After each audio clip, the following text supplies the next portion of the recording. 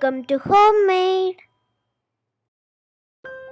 Hello welcome to homemade. ഞാൻ രമ്യ സുർജിത്ത്. ഇന്ന് നമുക്ക് വളരെ ഈസി ആയിട്ടും അതുപോലെ തന്നെ നല്ല ടേസ്റ്റി ആയിട്ടുള്ള ഒരു ലഞ്ച് എങ്ങനെ തയ്യാറാക്കാം എന്ന് നമുക്ക് നോക്കാം.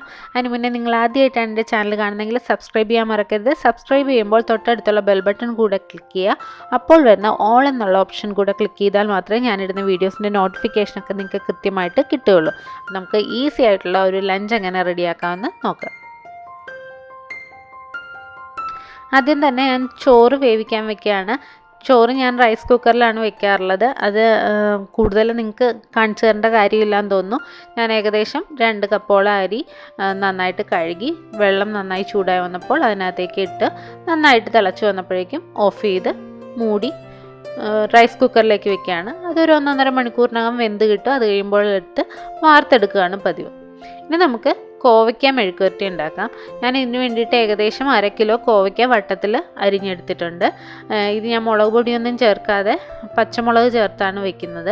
അപ്പോൾ ആദ്യം നമുക്കതൊരു പാനിലേക്ക് ഇട്ട് കൊടുക്കാം. ഇനി അതിനകത്തേക്ക് ഏകദേശം 1/2 കപ്പോളം തേങ്ങാക്കൊത്ത് ഞാൻ ചേർത്ത് കൊടുക്കുന്നുണ്ട്. പിന്നെ ഇതിന് വേണ്ടിയിട്ട് ഞാൻ ചേർക്കുന്നത് എരിവിന് വേണ്ടിയിട്ട് പച്ചമുളകാണ്. നിങ്ങൾക്ക് എത്രയാണ് എരിവിന് ആവശ്യമെന്നനുസരിച്ചിട്ട് പച്ചമുളക് ചേർത്ത് കൊടുക്കുക. ഞാനൊരു 6 പച്ചമുളക് ചേർത്ത് കൊടുക്കുന്നുണ്ട്. പച്ചമുളക് അത്യാവശ്യം വലിയ പീസായിട്ടാണ് ഞാൻ കട്ട് ചെയ്തിടുന്നത്. പിന്നെ നമുക്ക് ഇതിനകത്തേക്ക് ചേർക്കേണ്ട ആവശ്യത്തിന് കറിവേപ്പിലയാണ്. പിന്നെ കുറച്ച് വെളിച്ചെണ്ണ ചേർത്ത് കൊടുക്കാം. പിന്നെ ആവശ്യത്തിന് ഉപ്പും കൂടെ ചേർത്ത് കൊടുക്കുക. ഇനി ഇത് ഒരല്പനേരം നന്നായിട്ട് മിക്സ് ചെയ്തതിന് ശേഷം അല്പനേരം മൂടി വെച്ചൊന്ന് വേവിക്കണം. അത് തീ കുറച്ച് വെച്ചിട്ട് വേണം വേവിക്കാനായിട്ട്. അപ്പോഴേക്കും പെട്ടെന്ന് അത് വെന്ത് വരും. അല്പനേരം മതി, അപ്പോൾ തന്നെ അത് വെന്ത് കിട്ടും. വെന്ത് കഴിഞ്ഞാൽ പിന്നെ അത് തുറന്ന് വെച്ച് അല്പം തീ കൂട്ടി വെച്ചിട്ട് ഇത് മൊരിച്ചെടുക്കുകയാണ് പതിവ്. അപ്പോൾ നല്ല ടേസ്റ്റാണ് ഇങ്ങനെ തേങ്ങാക്കൊത്തും പച്ചമുളകും ഇട്ട് കോവയ്ക്ക മെഴുക്കുവരട്ടി വയ്ക്കുന്നത്. അപ്പോൾ എല്ലാവരും ഇതും ഒന്ന് ട്രൈ ചെയ്ത് നോക്കുക. പെട്ടെന്ന് തന്നെ നമ്മുടെ മെഴുക്കുവരട്ടി ആവുകയും ചെയ്യും. ഇച്ചിരി ഒന്ന് മൊരിഞ്ഞ് വരുമ്പോഴാണ് അതിന് ടേസ്റ്റ്. അപ്പോൾ നന്നായിട്ട് മൊരിച്ചെടുക്കുക. അപ്പോൾ നമ്മുടെ കോവയ്ക്ക മെഴുക്കുവരട്ടി ഇവിടെ റെഡി ആയിട്ടുണ്ട്.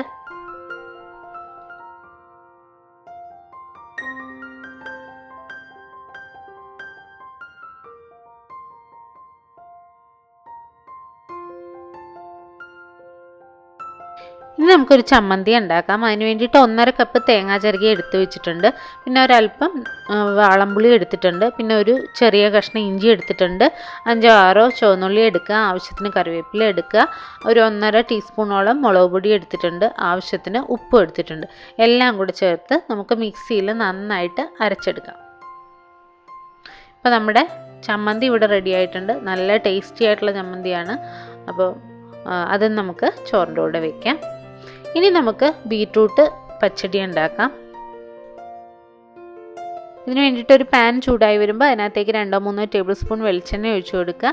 എണ്ണ ചൂടായി വരുമ്പോൾ 1 ടേബിൾ സ്പൂൺ കടുകിട്ട് പൊട്ടിക്കുക. കടുക് നന്നായിട്ട് പൊട്ടി വരുമ്പോഴേക്കും 2-3 വറ്റൽമുളക് ചേർത്ത് കൊടുക്കാം. പിന്നെ ആവശ്യത്തിന് കറിവേപ്പില കൂടെ ചേർത്ത് നന്നായിട്ടൊന്ന് മിക്സ് ചെയ്യുക. അതൊന്ന് ചെറുതായിട്ട് മൂത്ത് തുടങ്ങുമ്പോഴേക്കും നമുക്ക് ബീറ്റ്റൂട്ട് ചേർത്ത് കൊടുക്കാം. ഞാനിവിടെ 2 വലിയ ബീറ്റ്റൂട്ടാണ് എടുത്തിരിക്കുന്നത്. അത് മിക്സിയിൽ ഒന്ന് വലുതായിട്ട് അരിഞ്ഞതിന് ശേഷം ഞാൻ മിക്സിയിൽ ഒന്ന് കറക്കി ജസ്റ്റ് ഒന്ന് ക്രഷ് ചെയ്തെടുത്തേക്കുവാണ്. ഒത്തിരി അങ്ങ് അരഞ്ഞു പോകരുത്. ഇങ്ങനെ ആകുമ്പോൾ പെട്ടെന്ന് വെന്ത് കിട്ടും. പിന്നെ ആവശ്യത്തിന് ഉപ്പും കൂടെ ചേർത്തിട്ട് ഇത് നന്നായിട്ടൊന്ന് വഴറ്റി കൊടുക്കുക. അപ്പം ആ ഉപ്പെല്ലാം ബീറ്റ്റൂട്ടിലേക്ക് പിടിക്കുമ്പോൾ നല്ല ടേസ്റ്റ് ആയിരിക്കും ബീറ്റ്റൂട്ട് പച്ചടി കഴിക്കാനായിട്ട്. അപ്പോൾ ഇത് നന്നായിട്ടൊന്ന് ചൂടാക്കിയതിന് ശേഷം നമുക്കിതൊന്ന് മൂടി വെച്ച് ലോ ഫ്ലെയിമിൽ വെച്ചിട്ട് ഒരല്പനേരം ഒന്ന് കുക്ക് ചെയ്യണം, വേവിക്കണം.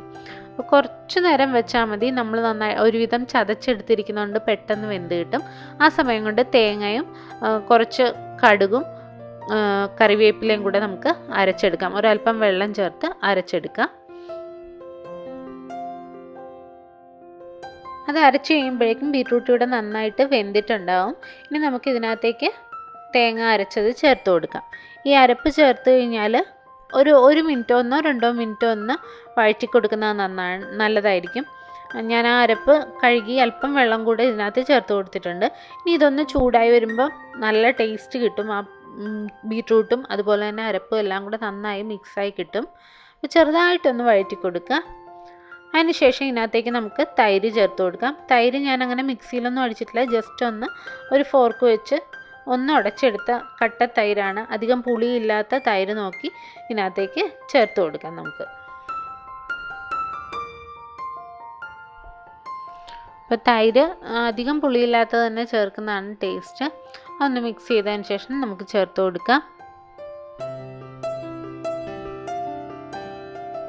തൈര് ചേർത്ത് കഴിഞ്ഞാൽ പിന്നെ അതൊട്ടും തിളയ്ക്കേണ്ട കാര്യമില്ല. ചെറുതായി ഒന്ന് ചൂടായി വരുമ്പോൾ തന്നെ നമുക്ക് ഓഫ് ചെയ്ത് കൊടുക്കാം. നമ്മുടെ ടേസ്റ്റി ആയിട്ടുള്ള ബീട്രൂട്ട് പച്ചടി ഇവിടെ റെഡി ആയിട്ടുണ്ട്.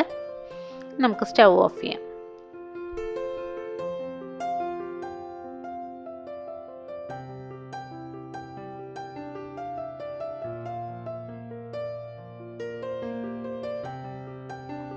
ഇനി നമുക്ക് മോര് കാച്ചാം.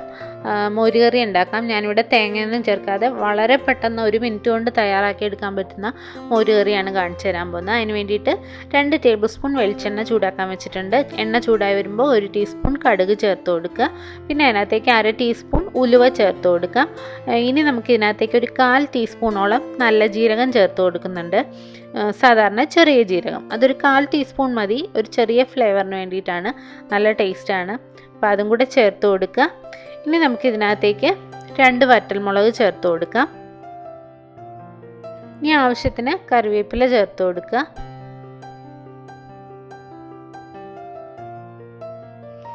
ഇതിന് ശേഷം ഒന്ന് മിക്സ് ചെയ്ത് കൊടുക്കുക. ഇനി നമുക്ക് ഇതിനകത്തേക്ക് 1 ടേബിൾ സ്പൂൺ ഇഞ്ചി ചതച്ചതും അതുപോലെ തന്നെ ഒരു 4-5 അല്ലി വെളുത്തുള്ളി ചതച്ചതും ഒരു 5 കാന്താരി മുളക് ചതച്ചതുമാണ് ഞാൻ ചേർത്ത് കൊടുക്കുന്നത്. കാന്താരി മുളക് ചെറുതായിട്ടൊന്ന് പൊട്ടിച്ചു കൊടുത്തിട്ടുണ്ട്. കാന്താരി മുളക് ഇല്ലെങ്കിൽ പച്ചമുളക് മതി. അതൊക്കെ എരിവിനനുസരിച്ച് ചേർത്ത് കൊടുക്കുക. അതിനുശേഷം ഇതൊന്ന് ചെറുതായിട്ട് വഴറ്റിയെടുക്കുക. ഒത്തിരി അങ്ങ് മൊരിയേണ്ട കാര്യമൊന്നുമില്ല. ചെറുതായിട്ടൊന്ന് അതിൻ്റെ പച്ച മണം മാറുന്നവരെ നമുക്കൊന്ന് വഴറ്റിയെടുക്കാം. അതിനുശേഷം തീ നന്നായിട്ട് കുറച്ച് വെച്ചിട്ട് 1/2 ടീസ്പൂൺ മഞ്ഞൾപ്പൊടി, 1 നുള്ളു മുളക് പൊടിയും കൂടെ ചേർത്ത് കൊടുക്കാം. മുളക് പൊടി ഒരു കളറിന് വേണ്ടി മാത്രം ചേർക്കുന്നതാണ്. അപ്പോൾ ഒരല്പം മതിയാവും, കൂടുതൽ ചേർത്ത് കൊടുക്കരുത്. അപ്പോൾ അതിനുശേഷം ആ പൊടിയൊന്ന് മൂത്ത് വരുന്നവരെ ഒന്ന് ഇളക്കി കൊടുക്കുക. തീ നന്നായിട്ട് കുറച്ച് വെച്ചിട്ടാണ് ഈ പൊടികൾ ചേർക്കാനായിട്ട്.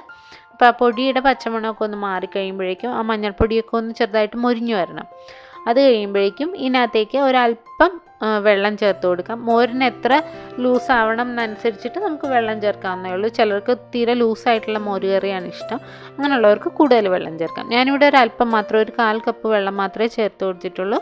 എന്നിട്ട് വെള്ളം ഒന്ന് തിളച്ച് വരുമ്പോഴേക്കും നമുക്ക് അതിനകത്തേക്ക് മോര് ചേർക്കാം. ഞാനിവിടെ 1/2 ലിറ്റർ മോര് ചെറുതായിട്ട് മിക്സിയിലൊന്ന് അടിച്ച് കറക്കി, ജസ്റ്റ് ഒന്ന് കറക്കി എടുത്തിട്ടേ ഉള്ളൂ. പെട്ടെന്ന് തന്നെ അതിൻ്റെ കട്ടയെല്ലാം പോയി കിട്ടും. പിന്നെ ഫോർക്ക് വെച്ച് ഉടച്ച് ചേർക്കണമെന്നുള്ളവർക്ക് അങ്ങനെയും ചേർക്കാം. ഇനി ഇതിനകത്തേക്ക് ആവശ്യത്തിന് ഉപ്പും ചേർത്തതിന് ശേഷം ചെറുതായി ഒന്ന് ചൂടായി വരുമ്പോഴേക്കും നമുക്ക് ഓഫ് ചെയ്ത് കൊടുക്കാം. മോര് കറി ഒരിക്കലും തിളച്ചു പോകരുത്. തിളച്ച് കഴിഞ്ഞാൽ അത് പിരിഞ്ഞ് വല്ലാതെ വെള്ളം പോലെ ആയിപ്പോവും. അതുകൊണ്ട് മോര് കറി ഒന്ന് ചൂടായി വരികയേ ചെയ്യാവുള്ളൂ. അപ്പോൾ കണ്ടിന്യൂസ് ആയിട്ട് ഇങ്ങനെ ഇളക്കി കൊടുക്കുക മോരൊഴിച്ചതിന് ശേഷം. എന്നിട്ട് ചെറുതായി ചൂടായി വന്നു കഴിയുമ്പോഴേക്കും നമുക്കത് ഓഫ് ചെയ്ത് വെക്കാം. അപ്പോൾ നല്ല അടിപൊളി ടേസ്റ്റുള്ള മോര് കറി റെഡി ആയിട്ടുണ്ട്. എന്തെളുപ്പമാണല്ലേ മോര് കറി ഉണ്ടാക്കാനായിട്ട്. തേങ്ങ ചേർത്ത് ഉണ്ടാക്കാം, പക്ഷെ തേങ്ങ ചേർക്കാതാകുമ്പോൾ നമ്മുടെ പരിപാടി കഴിയും, പക്ഷെ നല്ല ടേസ്റ്റുമാണ്. അപ്പോൾ മോര് കറി ഇവിടെ റെഡി ആയിട്ടുണ്ട്.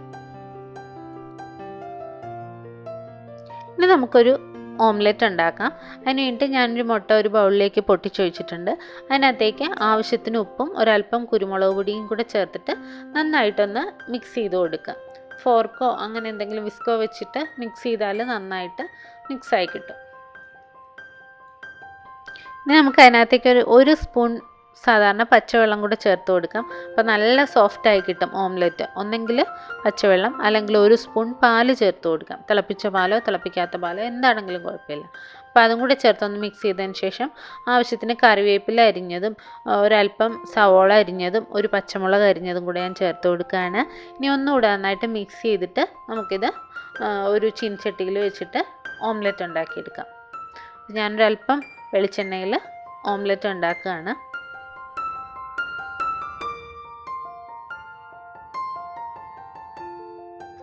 അങ്ങനെ നമ്മുടെ ഓംലെറ്റ് ഇവിടെ റെഡി ആയി കഴിഞ്ഞു. ഇനി നമുക്ക് നല്ലൊരു ബീൻസ് തോരൻ ഉണ്ടാക്കിയെടുക്കാം. അതിന് നല്ല ഹെൽത്തി ആയിട്ടുള്ളൊരു ബീൻസ് തോരനാണ്. അതിന് വേണ്ടിയിട്ട് ഞാനൊരു 1/4 കിലോ ബീൻസ് ഇതുപോലെ ചെറുതായിട്ട് അരിഞ്ഞെടുത്തിട്ടുണ്ട്. അത് നമുക്കൊന്ന് ആവിയിൽ വേവിച്ചെടുക്കണം. ആവിയിൽ വേവിച്ചെടുക്കുമ്പോഴാണ് കൂടുതൽ ടേസ്റ്റ്. അപ്പോൾ ടേസ്റ്റ് മാത്രമല്ല നല്ല ഗുണവുമാണ്. ഇതൊരു ഒട്ടും എണ്ണ ചേർക്കാതെ ഉണ്ടാക്കുന്ന ഒരു തോരനാണ്. അപ്പം ഞാനിപ്പം ആവിയിൽ വേവിച്ചെടുത്തിട്ടുണ്ട്.